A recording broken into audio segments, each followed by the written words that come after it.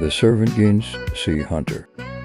Hello, we are Arely and Jose, and in this video we will critically analyze several administrative techniques through the humanistic leadership philosophy presented in The Servant by James C. Hunter.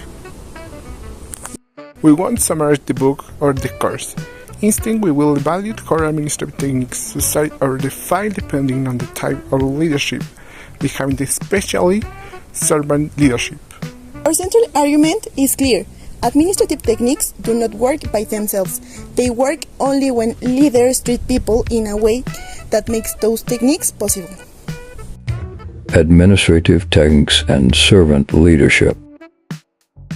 We learned that administrative techniques are methods, protocols, and tools to plan, organize, lead, and control the resources of an organization. They are the technical and operational part of management. But the book, The Servant, reminds us of something essential. True authority comes from service, not from power. Other words, techniques work, but only if people work.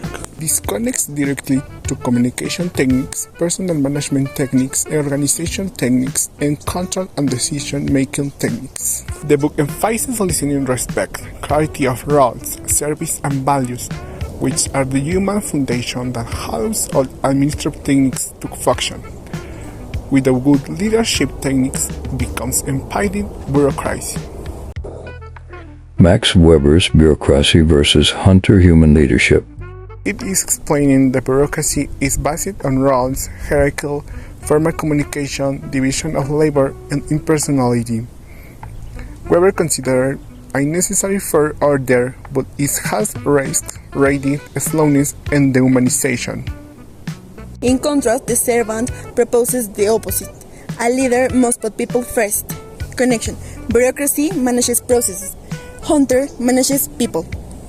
Modern organizations need a balance. Clear procedures, Weber. Human values, Hunter. Without procedures, chaos. Without humanity, the motivation and resistance to change. Hunter complements Weber, not contradicts him.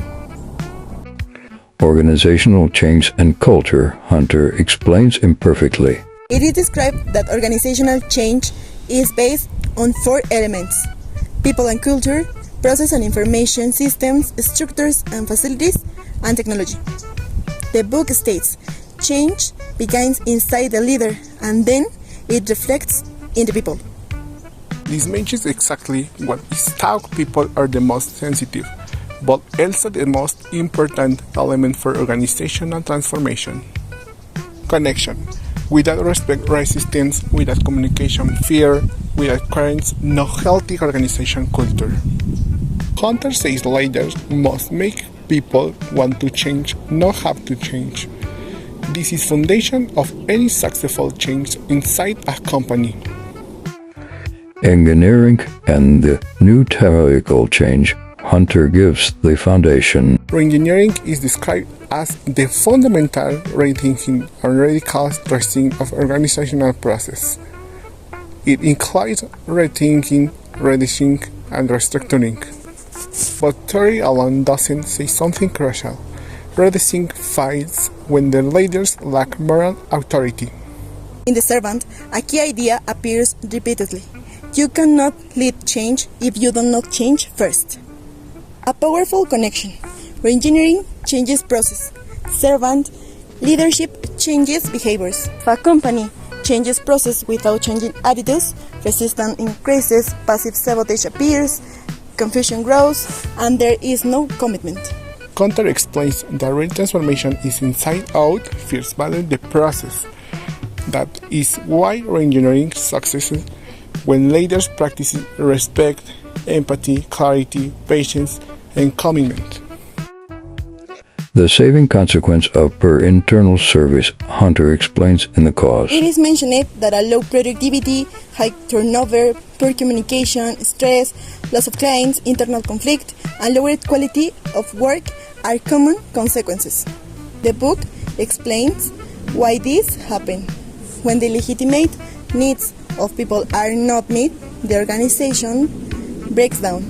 Hunter teaches that frustrate people disengage, disrespect people of motivation, People without clarity make mistakes, and unsupported people leave the company.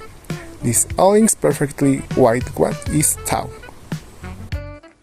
Benchmarking and the humility of a leader.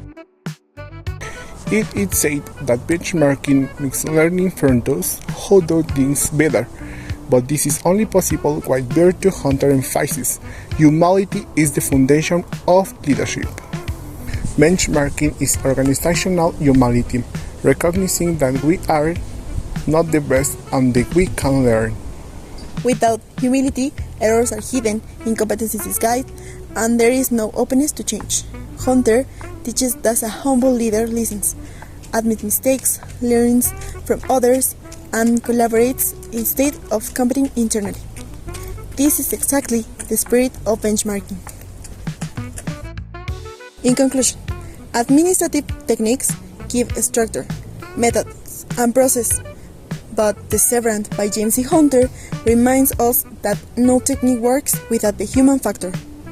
Leadership based on service, respect, patience, commitment, communication, and humility is what allows bureaucracy to be efficient, change to be accepted, re-engineering to succeed, benchmarking to work, people to collaborate, and organizations to grow. Process manage things, leadership manage people, and people make process work. Thank you.